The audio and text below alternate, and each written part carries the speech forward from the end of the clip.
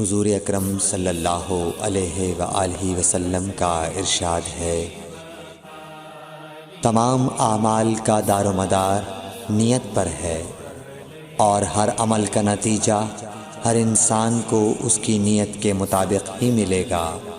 پس جس کی ہجرت دولت دنیا حاصل کرنے کے لیے ہو یا کسی عورت سے شادی کی غرض سے ہو، پس اس کی ہجرت انہی چیزوں کے لیے ہوگی جن کے حاصل کرنے کی نیت سے اس نے ہجرت کی۔ صحیح بخاری حدیث نمبر 1۔